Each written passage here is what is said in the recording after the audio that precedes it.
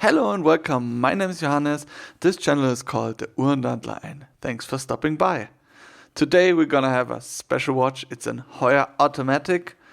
And yeah, have a look at this box. Yeah, it's awesome, right? I really like it. Those stripes they give you the feeling of race cars or Formula One or whatever, NASCAR and all this stuff. And look at this watch. Wow. I have to warn you, in this video I will tell you several times how beautiful this watch is, so I'm really sorry.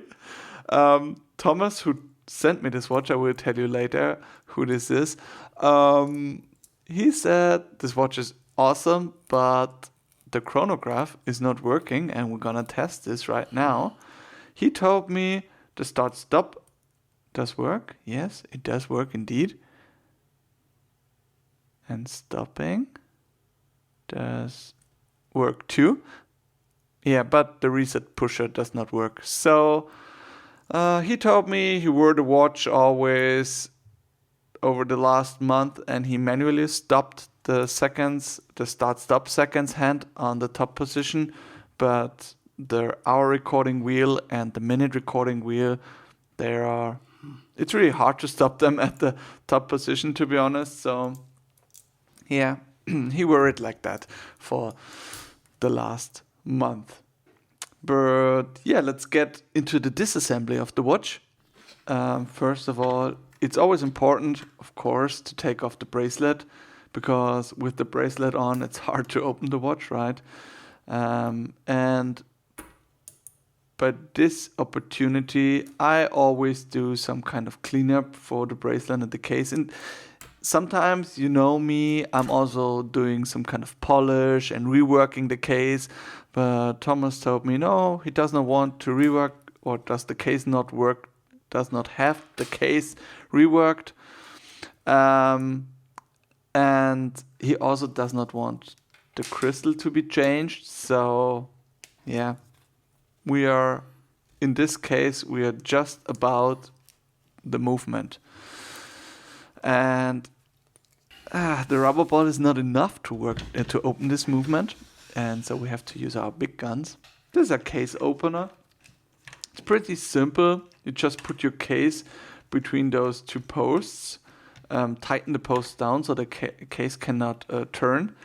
And then you're using the right inserts for your tool. Depends on which case back you have. And if you have the right inserts, like this in this case, you can simply open the watch. As always in watchmaking, this tool is expensive. Every tool in watchmaking is expensive. If you have it from a Swiss company, they are also better, to be honest, but they are also more expensive. And you can see here, it's easy to open the case back. And now we have a look at the movement. A moment of silence for this beauty. You can also see there have been quite a few watchmakers on this watch. And when pushing the start-stop, the chronograph works. You see the chronograph wheel is turning, but the reset pusher does not work. So let's put it on a time grapher. That's always important to see how the watch is running. And in this case, yeah, it's running okay, not too bad. I mean, an amplitude below 200 degrees is always a sign of, okay, I should get my watch serviced. And the rate is also okay, but more important is we have a clear trace, and this is a good sign. So we have to repair the chronograph, but I talked to Thomas and we're gonna do a full revision of this watch. This is what I like the most. And so we're gonna take out the chron, release the case back screws, and get out the clamps. This is sometimes also very delicate. Everything is small, you know, you have to be focused really, really hard. And I was hesitating for a moment because I have seen this part. And I think this is the reason why the reset does not work. But we will see it later in the video, I guess. So now we have a look at the beautiful dial. It's awesome. You know, it's Heuer. Maybe some of you only know Tag Heuer, but back in the days it was not Tag Heuer. The company was called Heuer, and they are also a Swiss company, and they are really famous for the watches and movements, and they make watches and movements which are kind of in the luxury segment, but they are affordable, right? And this makes this watches or these watches to some kind of a good shot for your money. So I like them very much. I also have Tag Heuer I'm wearing myself, so I just can recommend them to you. Now we're getting off the dial from the movement and store the dial. It's beautiful, as I already said. So store it in a little box where it cannot get damaged by, I don't know, getting dropped or a screwdriver or anything like that. And now we're working our way into the movement. We are starting with the date indicator guard, removing it to get the date wheel off. The date wheel is also something which is really delicate. In this case, the date indicator guard has a little spring on it. It's the date jumper spring. And we're gonna get that out. Springs are always delicate, you know, they can fly around the workshop. It happened to me so many times. I have to laugh because just this week I was several hours on the floor, but no matter what. This was the date drive wheel. Now this is the hour wheel, and below is the hour wheel guard. This little piece. There's the date drive wheel, and after that we can get onto the chrono parts. This is the hammer cam jumper we're removing first. Secondly, we're gonna get to the chronograph bridge. I will tell you how the parts are called. Maybe some parts are not specifically 100% correct named, so please be gentle with me. Well, I try my best to get you through this movement. This movement is awesome. I mean, maybe now it's the time to tell you what makes this movement so special. The Heuer caliber 12 we are seeing here is really the first automatic chronograph which was invented. It was in the year 1969, and there was some kind of a race between the companies, you know, Rolex, Zenith, Heuer, Breitling, Buren. All those companies wanted to have the first working automatic chronograph. It was some kind of similar to the race to the moon. I don't say it's as difficult to get to the moon, but it's also some kind of race. I really like this kind of history. And no matter what, in this specific case, Breitling, Buren, and Heuer, they worked together to get the first automatic chronograph. So this caliber can also be found under various other names with Buren or Breitling, but this is a Heuer, so it's called Heuer caliber 12. So I talked so much, I haven't named any chrono parts, but when getting the chrono back together, I think we can talk a little bit more about the chrono. You see, there are so many parts. There are a lot of springs which are keeping parts under tension and all those stuff, and it's really delicate. I'm mostly working with either two tweezers or a tweezer and a screwdriver or a tweezer and a pointer, just to make sure those springs are not flying around my workshop. I already told you why. No matter what, it is what it is. In this case, it worked out, and yeah, it's simply a beautiful movement. You could also just take apart the chrono part of this watch and simply service only the below lying part of the movement which is responsible for timekeeping, as the balance wheel, the drive wheel, and the automatic parts. But in this case, as the chrono is not working, we have no choice. We have to disassemble the whole chrono, and you can see there is also some dirt, debris, and dust on the chronomatic bridge. So here you can see it. I think it's better to give it a full service. Those 3 blued screws are responsible for the chronograph bridge. You can see if we remove them, we can lift off the chrono bridge, and we could have done this with all the parts I removed up to now.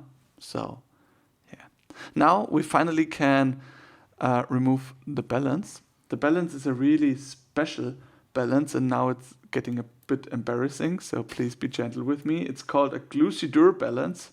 I hope I have pronounced it right.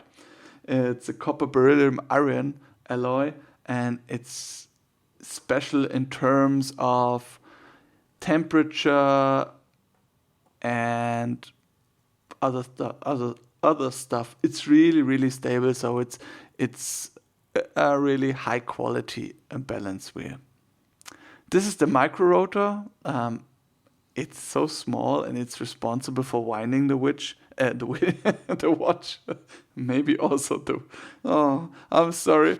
And this is the ratchet wheel. We're getting off the ratchet wheel. And the ratchet wheel underneath is the click spring. That's the click spring. Also very delicate. Have to be really patient to get it off. Now the intermediate wheels. It's the intermediate ratchet and intermediate crown wheel, as far as I know. And then there is this setting wheel spring, which we have also taken off. And now we're getting our way into the movement. And I've already talked about the micro rotor. It's really special on this watch. I have never serviced a watch like that. To be honest, my first watch was quite similar to this watch. The first watch I've ever serviced, it was a $5 shot on eBay. And to be honest, I didn't get that watch back to running, which is, I think, pretty normal. So if you start watchmaking, don't be frustrated. Your first watches, they are simply kind of the learning curve. So don't think you can repair every watch. It's not possible. You will always learn, and you see my videos here, and you always think everything is working, but to be honest, there are a lot of watches where I have to work really hard, get spare parts and all those stuff, and yeah, sometimes it's not that easy. So this is a stop click. I've never seen a spring that delicate. And now we're getting the drive wheel on top back. For this we're using this Presto tool. I must say my fingers are a bit in the picture. I'm sorry, but I used this Presto tool to pull this wheel off. It's simply pressed on, and if you have pulled this one off, you can remove the drive wheel bridge. As always, below the drive wheel bridge there is the escape wheel, or which is also called the fifth wheel, the hour wheel, and the third wheel and the fourth wheel. And I mean, most watches have the same principle, especially Swiss watches. For Seikos and Citizen, it's sometimes a bit different, but in this case, it's pretty similar. Now it's just the pallet fork bridge. We are removing now. Sometimes I have to use a small screwdriver to get the bridges into moving, and this is the pallet fork. Something special about this watch is that the cannon pinion is not press fitted, so there is a press fit on the hour wheel, and we just have to remove it.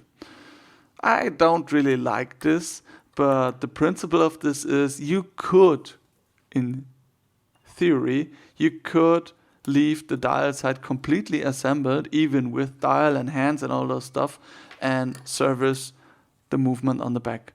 I understand why they did that, but to me, I don't want to work on a movement where hands and dial and everything is on there, because, you know, you have to be, or there's just a little moment where you're not concentrated, and then you have a scratch or a dent or anything in your dial or hands, and you don't want that, right?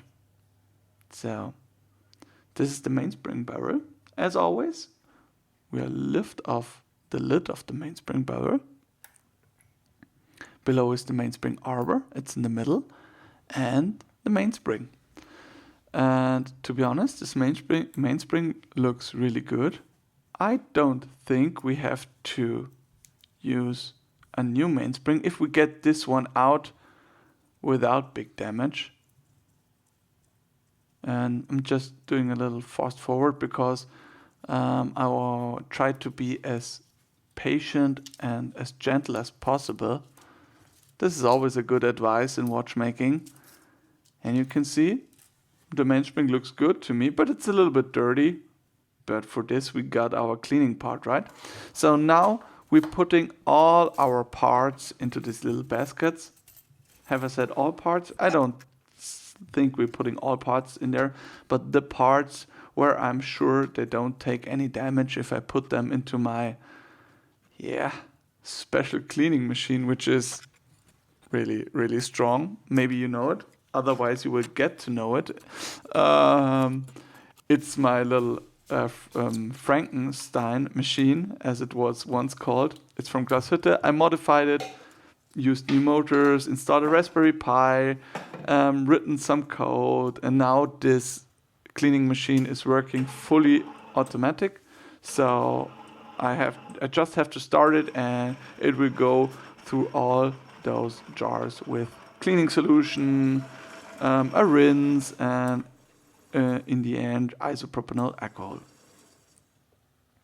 Meanwhile, for the parts which are too delicate in my opinion, I'm doing something which is called hand cleaning, and I think most of you know what that means. It means you have to bring time with you, and you have to be really, really gentle. It's just because the parts, or there are rarely spare parts for this movement, and if you need them, they are so expensive. I needed a new spare part to be more special. I needed a new flyback lever, and this new part for this watch I've ordered. And as most of you know or hear, I'm not from an English-speaking country, but I had to order it from the US, and it cost me above $200. And yeah, that was expensive. Meanwhile, after my hand cleaning, I'm putting all of my parts into the ultrasonic cleaner, which is also really good. It's just kind of a two-step process cleaning, which in my experience is really good. Yeah, I do most of my watches like this. Just the mainspring is not getting in the ultrasonic cleaner, neither in the cleaning machine. I'm just doing it by hand, as you have already seen. And now everything is clean, and I can start with the assembly. Here we have our little Bergeron mainspring winders. As always, they are expensive. They cost me around, I don't know the exact price, but I would guess $1,000, anything like that. As always, I've bought them from eBay. If you start watchmaking, I would highly recommend to you use tools from eBay, and then you can save a few dollars, I guess. Okay, after you found the right size for your mainspring winder, which I was doing in the latest pictures, you can wind your mainspring. And as always, you have to be really gentle. Watching this video, sometimes it's like, oh, it's pretty easy to service a watch. It's so logical, and there's only one solution. But to be honest, no, there is not only one way. There are at least hundreds of ways to service each movement, and I'm just doing the way which is good for me. And as you can see, there is the mainspring wounded in. Now we need some braking grease in the mainspring barrel. I'm using the Mobius grease. Just gently apply it on the walls of the mainspring.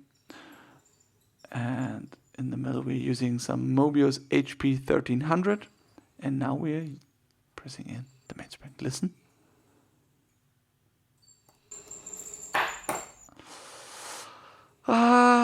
It's so satisfying. I really like it. I can't change it. Now putting back the mainspring arbor. And the mainspring arbor on top is also getting oiled by HP 1300 Mobius oil. And afterwards we are greasing the mainspring itself. It's also Mobius oil. Those oils come in those little bottles or boxes, whatever. And you might think, oh, this is really just a tiny amount of oil. But in my case, it's enough. I think if you order them once and store them properly, they will be, or it will be enough for many years. So now putting back the lid on, getting it into our little device, which was really cheap, in contrary to all the other tools, and now pressing on the lid, also with a satisfying click sound, and the mainspring is in, which is always the first step of reassembling. Now we have to special clean some parts. In this case, it's the escape wheel and the pallet fork. No, sorry, not the escape wheel, it's the balance and the pallet fork. And this is because those two parts are really delicate. For once, the pallet fork jewels are glued into the pallet fork with something which is called shellac. And I don't want to dissolve this shellac. I don't think it happens in the watch cleaning machine, but I'm patient and I'm cautious. And the balance itself has the balance spring, which is the most delicate part of the whole watch. You don't want to damage it, so just use special cleaning. Afterwards, we are epitomizing the escape wheel and the pallet fork. Epitomizing, to keep it short, is just some kind of layer around your parts, which is responsible that your oil does not spread. That's the reason why it's called anti-spread, because everywhere where anti-spread is, oil does not want to be, and you're just removing the anti-spread on the contact surfaces where you want your oil to be, and therefore you can guarantee that the oil does not spread too much within your oil. This is some special wood which I'm using to remove the epitomizing on the pallet fork and the escape wheel pivots. Now we're using Lubrication for our automatic parts. These are the coupling wheel, the reduction wheel, and the winding up wheel of the automatic part. And also here we're using the Holunder mark for removing the epitomizing on the pinions. Now we're getting to the real reassembly, and you can always see me oiling those posts for the minute wheel here and the intermediate wheel. You know, everywhere where things are turning or spinning, in most cases you have to oil them. And there are several ways you can do this. If the wheel is spinning really fast, you have to use thin oil. Mostly it's Mobius 9010. If it's not spinning too fast,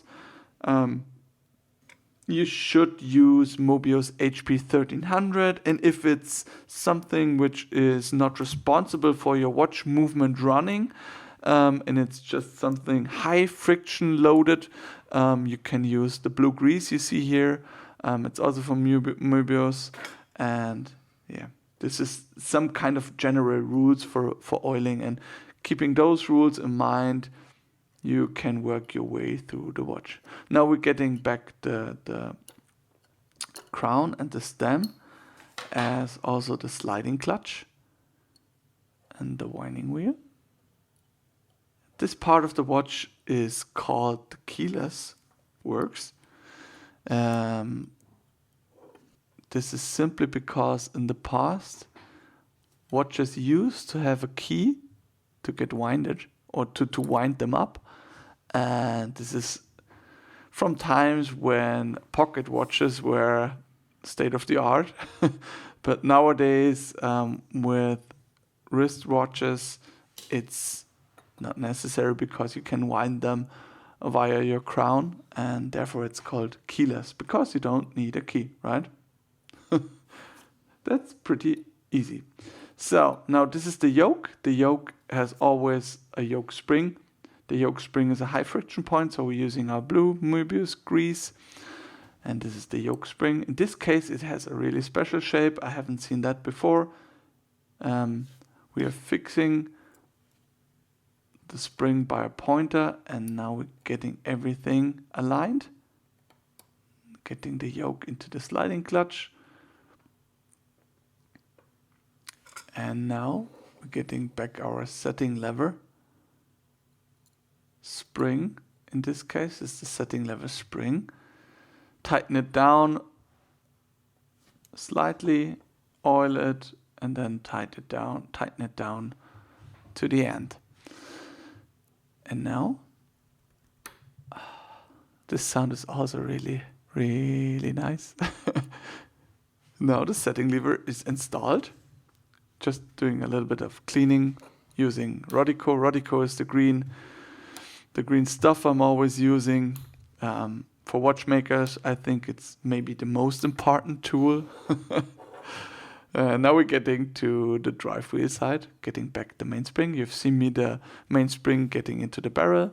This is the mainspring bridge, the mainspring barrel bridge. Getting it back on. Also, there is the click. We're oiling the position where the click is gonna be. Putting the click back into position, screwing it down, and then there is a so-called click spring. Also, this is also a really delicate part. Fix it by using a pointer and the screw. And I had to just tell you maybe something from the past.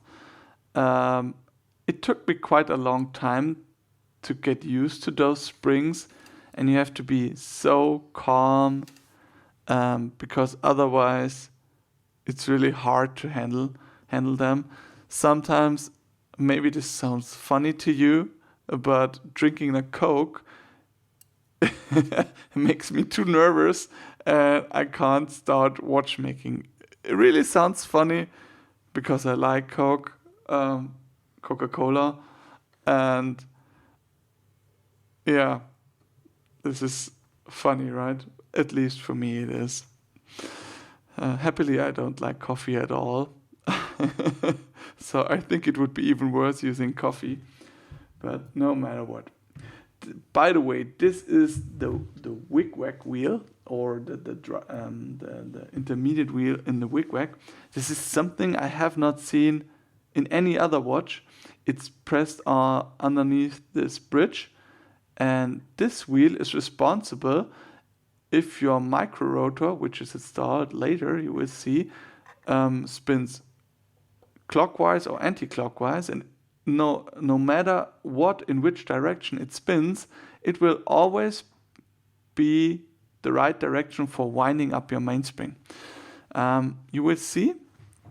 Now we're installing it. The click spring, or the stop click spring here is so delicate. It's really, really hard to not destroy the watch. So now we're installing the automatic parts.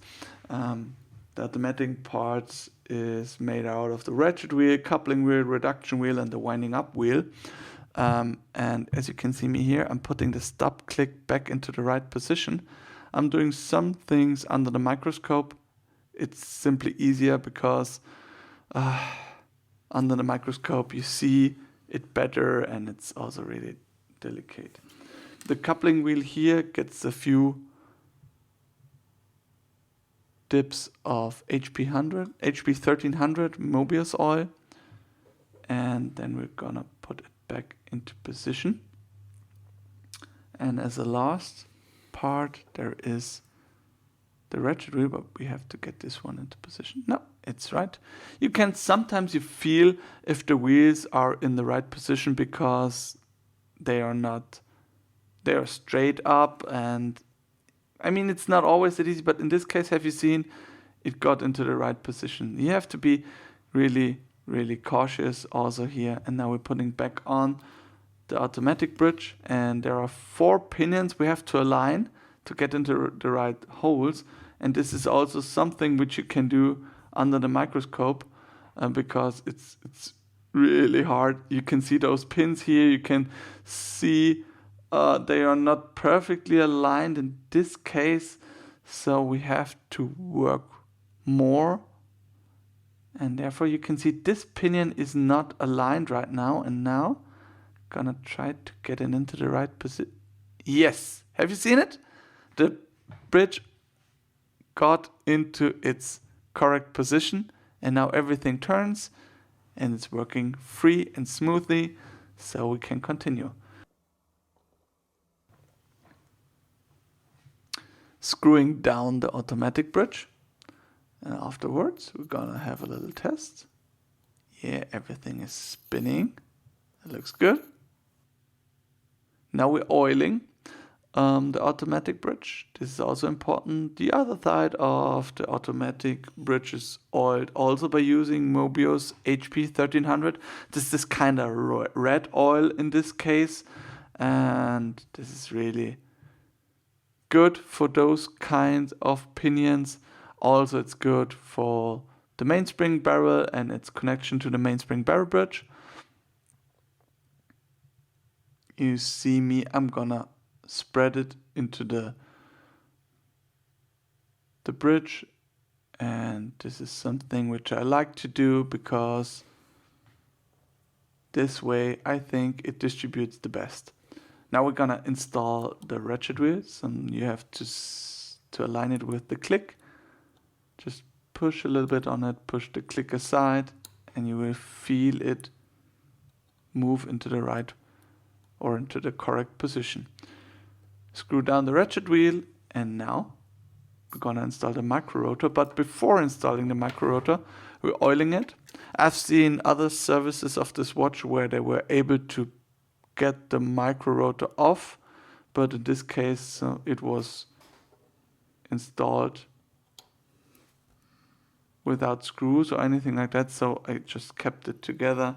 Now we're getting the micro rotor in, turn it a bit, and you see it perfectly aligns with the automatic wheels, and therefore we've done everything right. In my opinion, this micro rotor concept is awesome. Maybe it's just because I'm used to the other rotors, but this is awesome.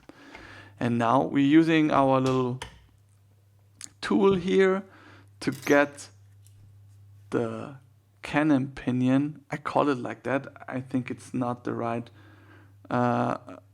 name, but to get the cannon pinion on the hour wheel, just have to find position. Yeah, this one is right. Just oil it a little bit because it's like the cannon pinion. If setting the time, it has to have a little bit of a slip. Getting it back on, and if it's in the correct position,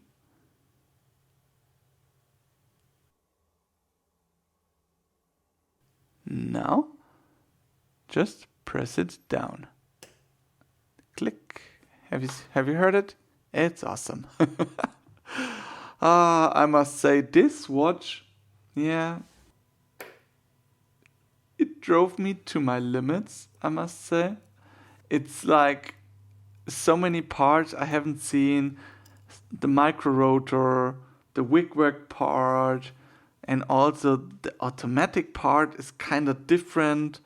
And I'm not even talking about the chrono parts, which are always really hard.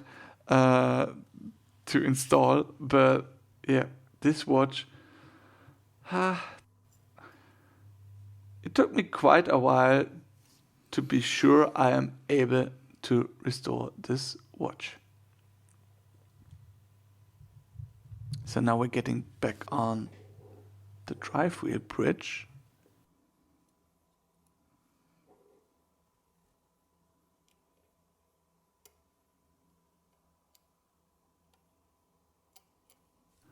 It's also sometimes a really bit difficult. Oh, have you seen it? Oh, I think it's snapped into the right position. Just test it. Yes, that looks good. All wheels are spinning freely. Sometimes you are lucky, but to be honest, in most of the cases, it will take you a few minutes to install the bridge. And from my personal experience, I can tell you, if you're trying it for 20, 25 minutes, maybe it's time for a break. I don't know, get to a talk with your girlfriend, wife, whatever, or watch a YouTube video or whatever and try it later, because sometimes you're getting impatient, and in this case, the risk of destroying a part is much higher. Nevertheless, we got it working and we are oiling the parts. Now we are on the oiling on the drive side, and you can see me.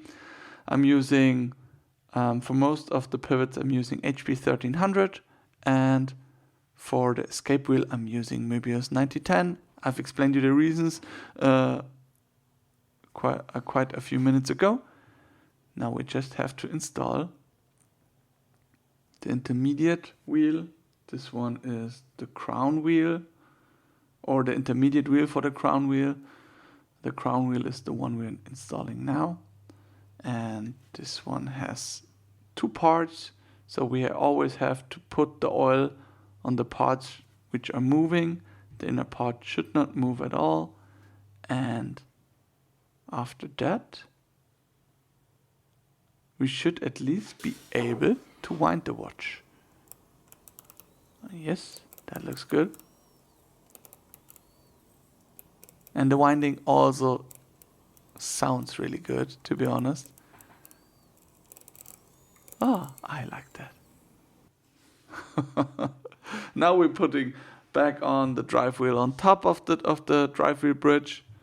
It has to be pressed on, and I'm using my little device here, which I'm also using for my hands. I think it's pretty handy to have a tool using for different things. Press it on slightly, but gently but firmly, and then it's time to put back the pallet fork into it. And nevertheless, we're coming to the point where we will be able to see if our watch will be able to run again. So if the pallet fork is installed, also this is really difficult. The pinions of the pallet fork are really small. I'm using the microscope here to see if the pallet fork went into the bridge correctly, and it did. Now we can get a wind into the watch. The drivetrain can't spin freely because of the pallet fork, and if it works, the pallet fork should jump. And yes, it does. Great news. A jumping pallet fork is a good sign for a working watch. Now we're getting back into, we're getting the balance into the watch. And we will see if the watch will start running. Calm hands, or at least no sweaty hands. And yes, it's instantly running. Or, no, yes, no. This is such a great feeling. Getting the balance into the movement and the watch starts running is simply awesome. I like it so much. And now we can oil the balance end stones. They are secured by those anti-shock springs. The anti-shock springs are responsible if you drop your watch or anything like that, there is some kind of elasticity in these springs, and the pivots of the balance will not break. So this makes the balance a bit more safer to drops or accidents, whatever happens to your watch. We are also cleaning this with the Bergeron One Dip, also cleaning it by rubbing it and using some packwood to get off any old and dry oil. Afterwards, we're oiling it. We're also using Bergeron Möbius 9010 in this case. You also have to be really patient here. Getting the right amount of oil onto it, not too much, not too less. There oil on the cap is, putting back in the jewel. And now we can get it back into our watch. This is something which also is highly delicate and you need to work on it. Those anti-shock springs, if you lose them, it's hard to find them. I don't know how many anti-shock springs are here on the floor. I mean, I'm cleaning it on a regular basis, but it's not that easy to find them. Now we're putting the oil on the pallet fork. You remember? There was epilam on the escape wheel and the pallet fork. And we let both run dry for a few minutes. And now there's no epilam on the jewel top and the escape wheel top. And if we now put oil on this position, the oil will stay there. And this is the whole principle of epilamizing. And I really like it. It works pretty good. Some people say it's not that important. I understand that, but for me, it makes my watches run more consistently, and I also think it will increase the service intervals. So now we can have a look at the first results. I have not regulated anything. It's just simply put together, and we will see if the watch is running. Oh, this looks good. The amplitude is higher. Much higher, and the rate also looks good. You don't have to worry about the rate because we can regulate that. So these are great results. The mainspring is not even fully wounded. So yeah, now we can get back to the chrono. The reason why I have had a look at the results is because if the watch would not run good, I mean, I would not work on the chrono, right? The chrono is much work, so it would be a bit kind of senseless to get together the chrono, but the watch is not working. So now, this part is the friction spring. The friction spring is the part where the chronograph wheel will rest on later. And gonna oil some parts here for the sliding gear assembly. You know, the sliding gear assembly is this part here. It has to turn and is responsible where the chronograph wheel connects with the oscillating pinion.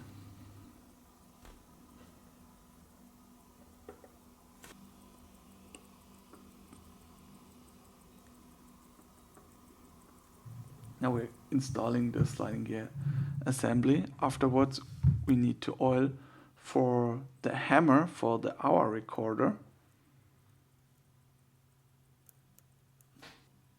This part, it also has a spring. You have to twist it a little bit into and afterwards get the spring into position. You know, all those parts have been hand cleaned because I was not sure if they would survive my cleaning machine. No, jokes aside, my cleaning machine has not destroyed parts at all up to now, but I want to be as patient as possible. This is the hour recording wheel, by the way. Or no, this is not the hour recording wheel. This is the transmission wheel for the hour recording wheel.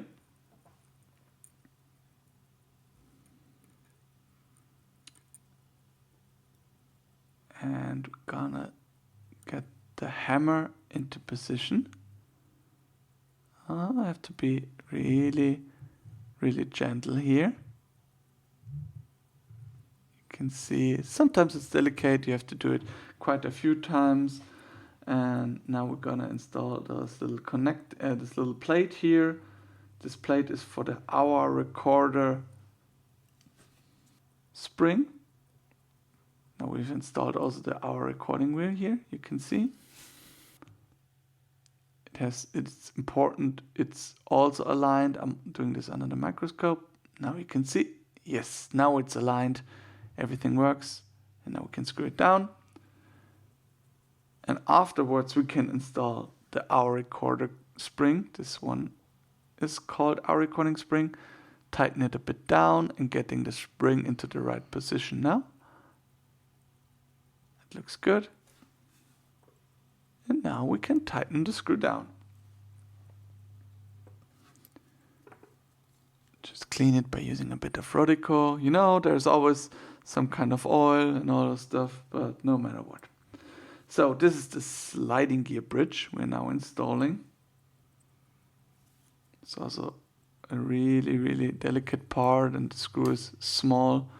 There are some high friction points I'm oiling, and to be honest, the oiling of the chronograph, I was lucky to find a service manual for this caliber online, and therefore I knew which positions had to be oiled.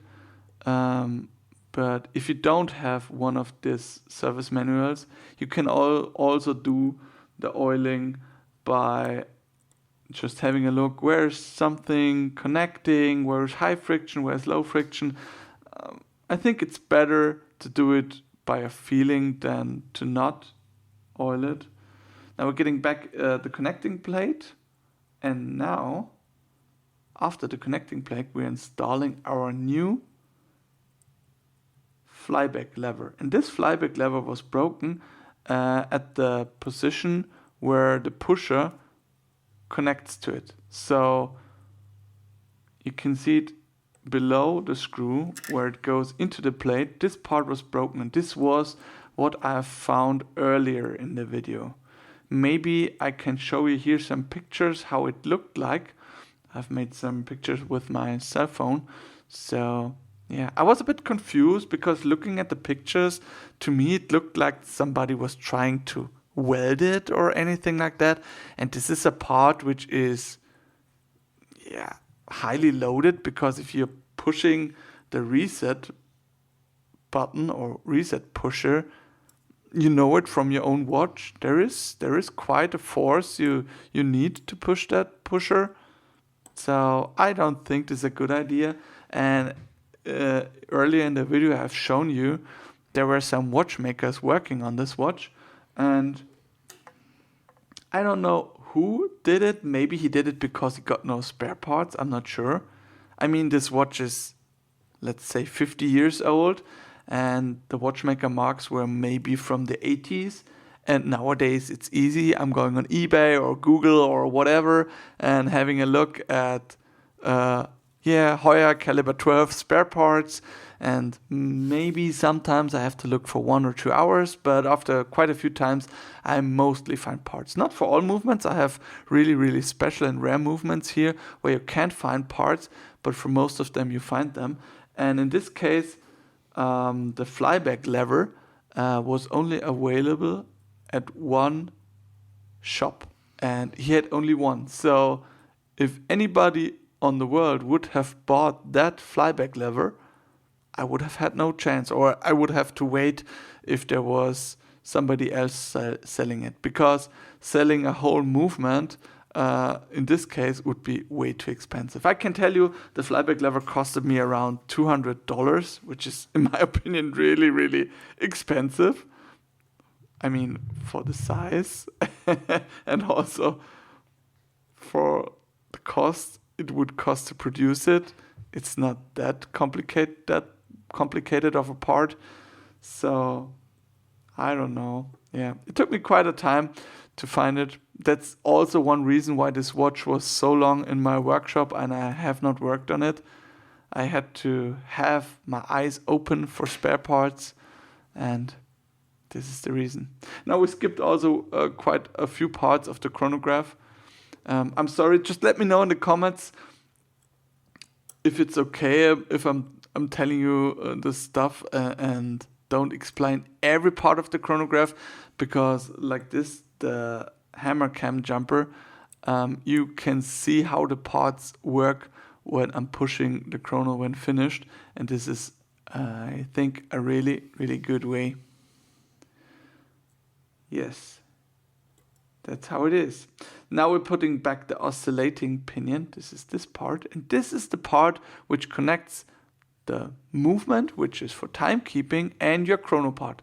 So when your watch is running, you see I've used some Rodico to stop the balance in here. I don't know if it's a normal way, but in my case it worked out really well. And you see the oscillating pinion is aligned, and if the watch is running, which it is now, the oscillating pinion is always moving. And if you now start your chronograph, the sliding gear, the coupling clutch, and all the stuff will move in a way that your chronograph wheel in the middle will get into contact with the oscillating pinion. And this is the whole principle of this chronograph, because all the other wheels are in contact with the chronograph wheel, which is responsible for your hour and minute recording wheel, right? So this is the whole magic behind or beneath the chronograph. You see me oiling here and then. As I already told you, I knew the service manual, so this should be in a correct way. But yeah, now you see it already snaps. This is what would happen if I would push one of the pushers, and I'm just doing that to get this to get better on different positions for oiling. You should not do it without installing all bridges, but in this case, it's also an easy way to get to the right positions. Now this is the chronograph wheel. It's on the friction spring, and this is the last part we have to put in. And now we're getting back the chronograph bridge with its little Heuer. It's beautiful. I really like that watch. The movement looks great. The watch looks great. I'm a bit jealous about Thomas. I already told him if he does not want the watch back, I will take it. You can see here I'm oiling the chronograph wheel because there's a jewel and a little bit of oil on the minute recording wheel. And now you can see if it works. You've seen we've pushed the start stop and the chronograph wheel stopped, and now the reset also works. Nice. Chronograph wheel starts running. Now we have a look what happens if the chronograph wheel is running for a minute. Now have you seen the minute wheel here? You can see the part where the chronograph wheel gets aligned and pushes the minute wheel one step further. I think this was really lovely. Now we're stopping it and we're resetting it. Nice. Great, so we've repaired what was not working. This does not mean we are finished. Now we have the dial side. We have to get together with the date drive wheel, the cannon pinion. I mean, it's not really a cannon pinion. It's not pinned. I think it's called cannon pinion, and the other part, which I called cannon pinion, is not really a cannon pinion, but it has the same function as a cannon pinion. So I guess in this way, or in this case, it's okay. Now we're getting back our hour wheel and the hour wheel guard and the date jumper. Make sure everything is aligned properly. The hour wheel guard is slid underneath the hour wheel, which is some kind of two-parted, not two-parted, but it has a special geometry for the hour wheel guard. Getting back the date jumper spring. Have to be really cautious here. Getting back the date wheel with our special pair of tweezers to not damage it. Now getting back the date indicator guard. And this is always some kind of the last parts working on the movement, and you always enjoy it, and if everything works, it's great. Let me tell you, there was often the case where I put on the date indicator guard and then I remembered, oh, I forgot something, and then you have to redo a lot of steps. It's kind of a process in watchmaking. The more you do it, the more you will get used to it, and it will work. So you can see me here testing if the date jump works. The date jump works also. Getting this little distance plate out of plastic in here. It also looks good, to be honest. Plastic should be also 50 years old. Looks good to me. Otherwise, we would have to reprint it or buy it, whatever. And now we're installing our beautiful dial. I really like it. Never mind, by the way, this watch is also really expensive. It's a vintage watch, and I think it was sold for about $200. And now if this watch is working and in a good condition and maybe also newly serviced like this one, I think it's at least about $5,000, maybe a bit more, a bit less, you know. Prices are changing here and there, so it's not that easy, but yeah. Now getting back the little chronograph hands. This one is the hand for the chronograph minutes. I'm using Rodico to get it into position. And then simply press it on after adjusting it. Yes, now it looks perfect. Pressing it on by my little hand setting tool. And I really like that movement. It looks so good. It's awesome. This watch is awesome. I would love to have a watch like this, but I'm even more pleased if Thomas is happy with his watch. This is what I try the most. What I haven't shown you in this case, I was setting the time until the date changed, and when the date changed, you are setting your levers at 12 o'clock, so you can be sure that the date changes when it's 12 p.m. or a.m. or midnight. I think this is more accurate.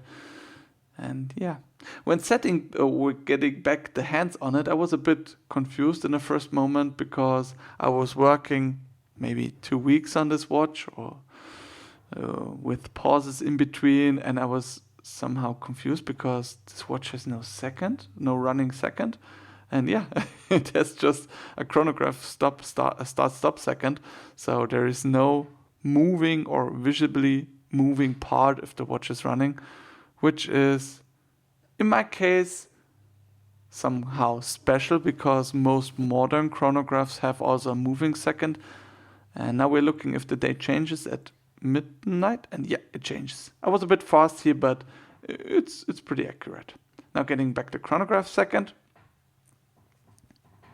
It's also a really delicate part. And now we are finished, and we can get everything back into the case. The case was cleaned in an ultrasonic cleaner. I haven't filmed that because it's nothing special, you know. Just put the case into the solvent, no, not solvent, into the cleaning solution, and wait for a day so that there is no humidity in the case, and afterwards you can get back everything together. I just wanted to show you why it was necessary to clean the parts. The crown, which is also some kind of part of the casing, was really dirty. There are several words how this stuff is called, arm cheese or whatever. I don't like these words, to be honest. They sound disgusting. Let's call it simply dirt. It's not what I want to. Now, before getting back the crown and the stem into it, I'm giving it some kind of treatment by using my Mobius blue grease, you know it. Getting the crown and the stem into it. Yeah, you've heard it. There's also a little click when you can which you can hear, and then we're gonna taking back the case clamps and screw them down, and then the movement is back into its case. And I must say, this is an awesome watch. Look at it. And now we can have a look if the chronograph works. Nice. I'm so happy. And now we can just see if also the minute works. I'm just doing here a little bit of fast forwarding so you don't have to wait a whole minute. You can see me here waiting, and now have a look at this position. This hand will move if 1 minute of the chronograph is gone. And yes, it worked. Nice. I also did testing for the hour recording wheel, and it worked out too. So the reset works too. Now there is only one thing left, or not only one thing, quite a few things. We're now just relubricating the gasket, and then we can continue.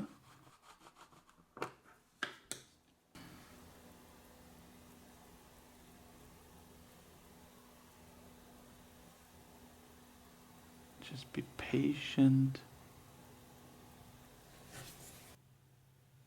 This is the part of the watch, the part of the work which is really satisfying.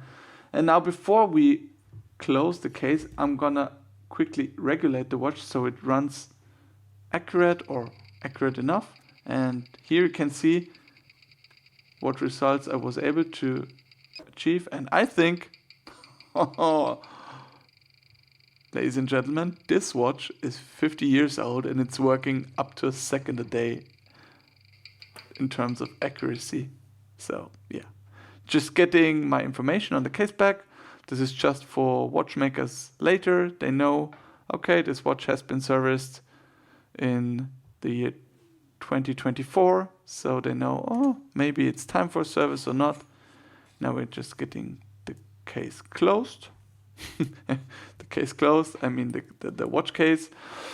And we're also using our big guns here just to tighten it down enough, because this watch in theory should also be watertight, and therefore you have to close it really tight, and these tools are needed. Now let's get back to bracelet into it. Also a few satisfying clicks I want to show you here.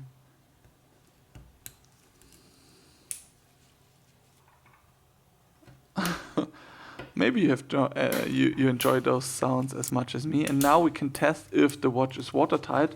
So we're getting our watch into this chamber where some kind of vacuum is created. And when there is a vacuum in it and the watch is watertight, the glass of the watch will slightly deformate in a case that this machine will show you some kind of deformation. And to be even more precise, if the deformation is positive, the watch is watertight. So this is a really easy